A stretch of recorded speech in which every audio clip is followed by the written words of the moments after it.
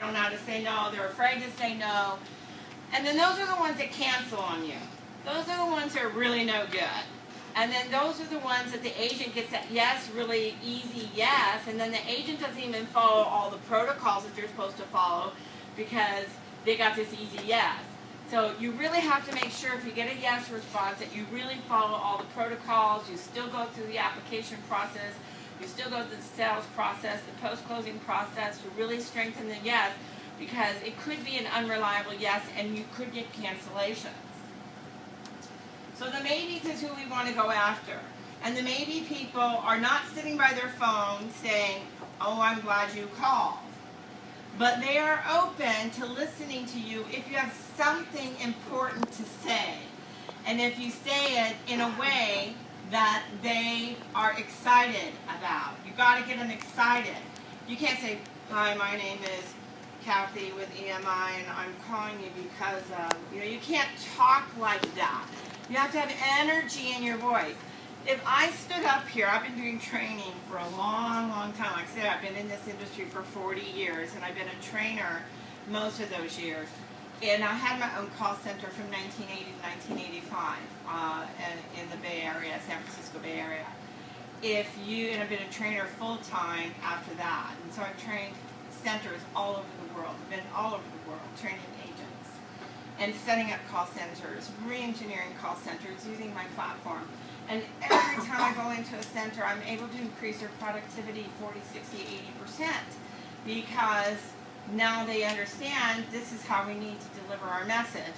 This is how we're going to recruit people. This is how we're going to train people. This is how we're going to motivate people. This is how we're going to coach them. This is how the agent is going to present well. When you have a call center, you just don't put a phone there and say, go sick 'em tiger on the phone. Okay? That's what happened to me when I first started way back in the 70s. My boss gave me a script and put me in front of the phone and said, okay, go for it. No training whatsoever. So nowadays, training is very vital, but there's lots of training programs out there. Many of them are not that good. You're going to get a good training today.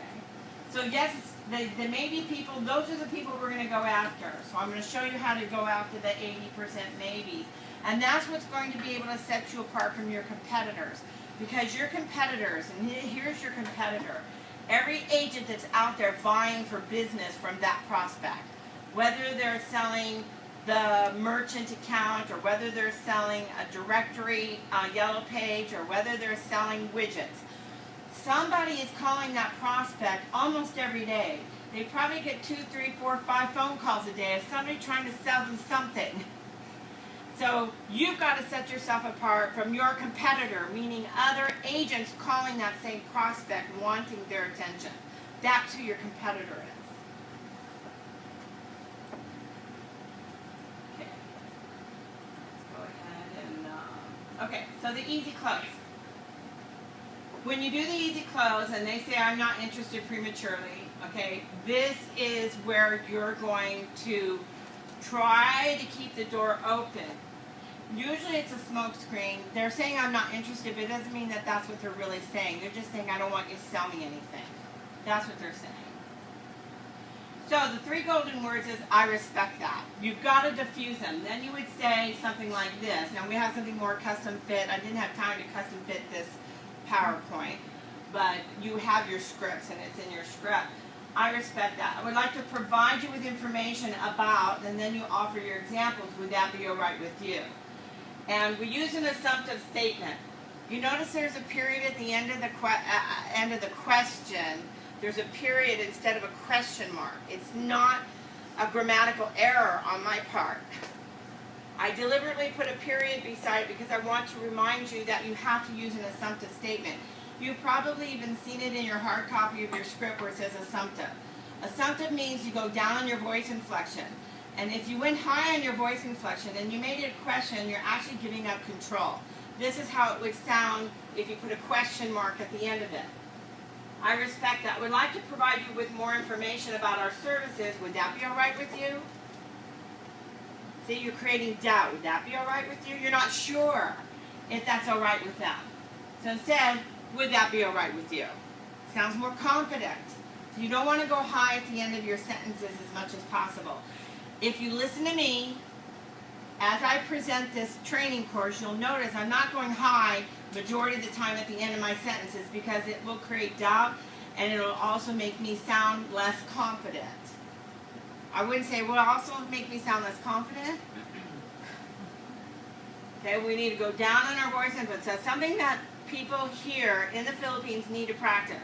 My agents in Canada need to do the same thing. They always go high at the end of their sentences because that's their nature.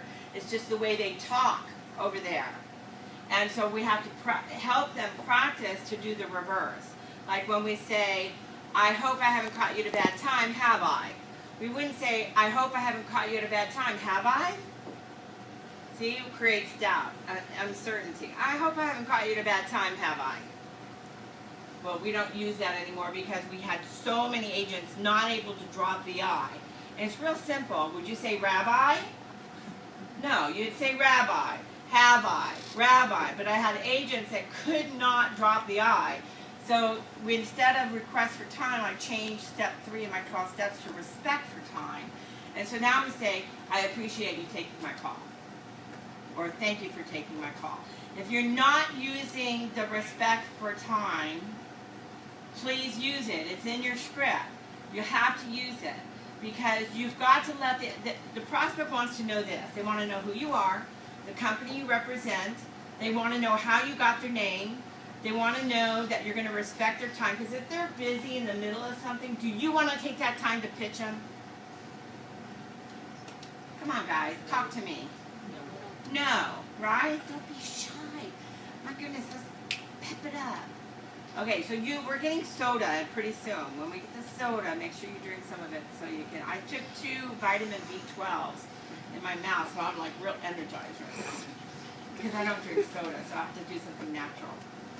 Okay, so you want to be able, you don't say rabbi, you say rabbi.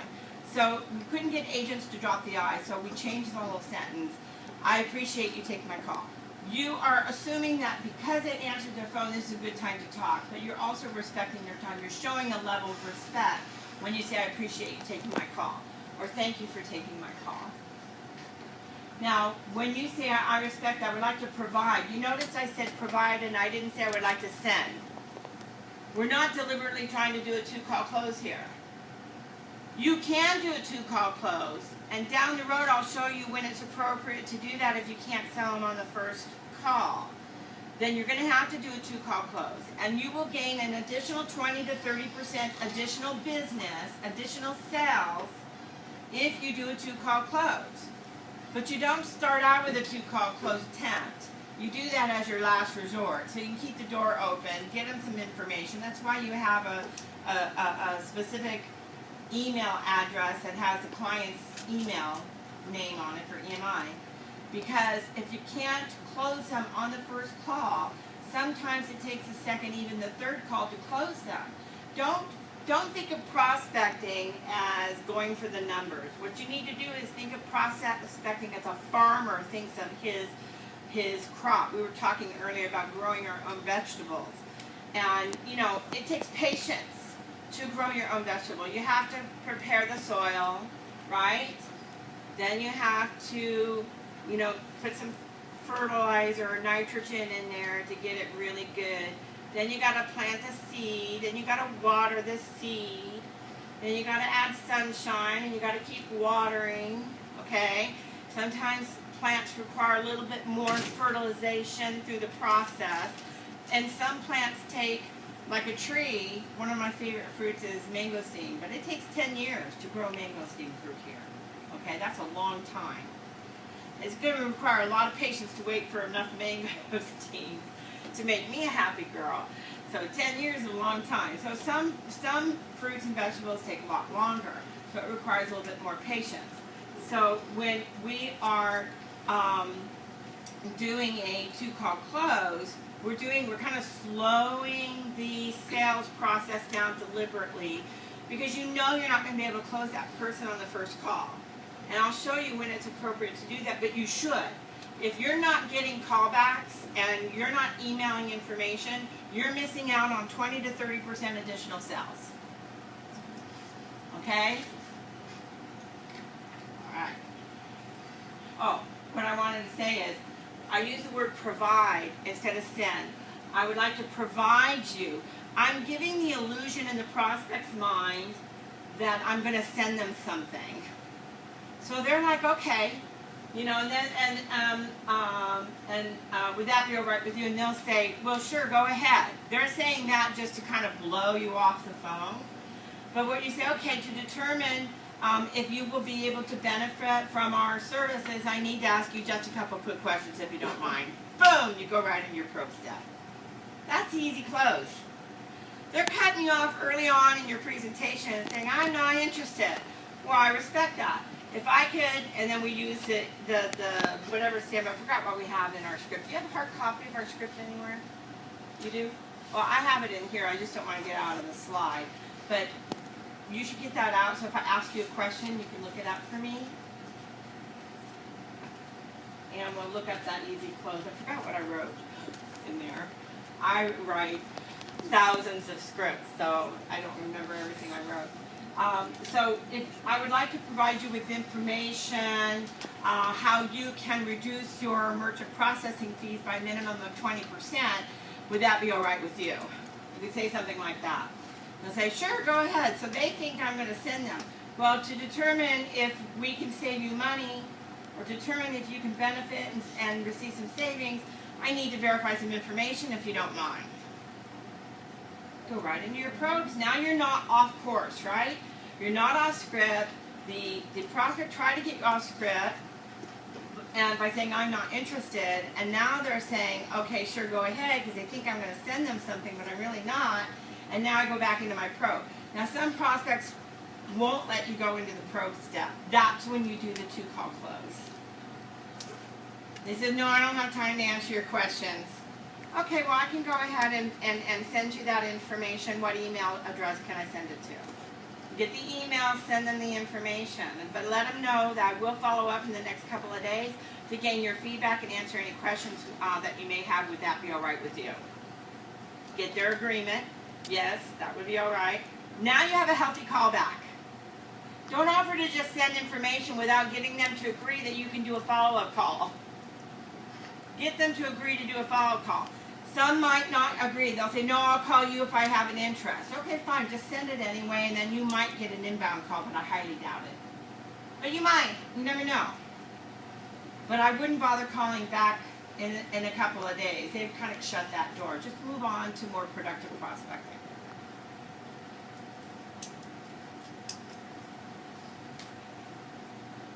Okay. Already went over that. Okay. Now, and I went over this. Once you've had the opportunity to review the information, I'd like to gain your feedback. Does that sound fair enough? That's a two-call close. All right.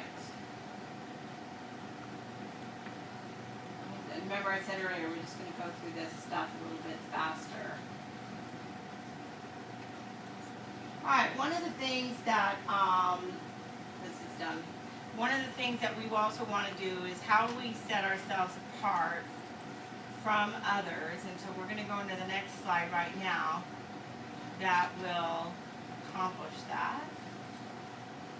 There we go. How to deliver your presentation. We did the 10-10-80 rule. Okay, so now we're going to go into style delivery, and here we go. All right. Approximately 60% of communication is lost over the phone because you don't have eye contact. You don't have body language. You can't tell if that person has shifty, shady eyes or honest eyes or laughable eyes. So you want to, you have to make up for that by your voice. Your voice has to make up for it. And we also use body language when we're on the phone. They can't see it, but they can hear it. And you want to be able to communicate in such a way that you're persuasive. But if you're not sold on the product or service with EMI, then you're not educated about the product or service. Because you've got to be sold on it. They guarantee the look. Listen, I have been a merchant.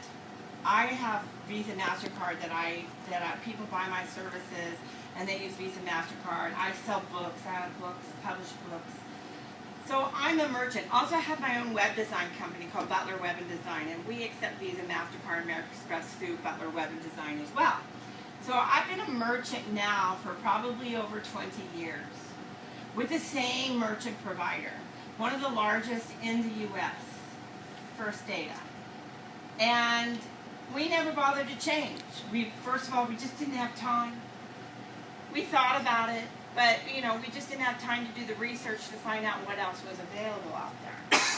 And then one time we tried to change, but the merchant provider that we switched to, we actually switched to another merchant provider a few years back, and we signed a contract, and it was a 3-year contract, and it appeared that our rates were less, but then once we got our first bill in to show how much they took out from our charges that month, we were spending more money with the second merchant provider than we were the first, because there were hidden fees that they didn't tell us about.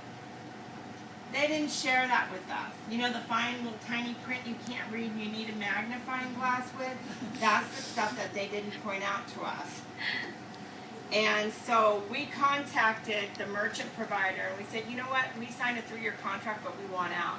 You lied to us, you didn't tell us the truth, and if you don't let us out, we're going to go to the Attorney General's, we're going to turn you in. We threatened all this stuff.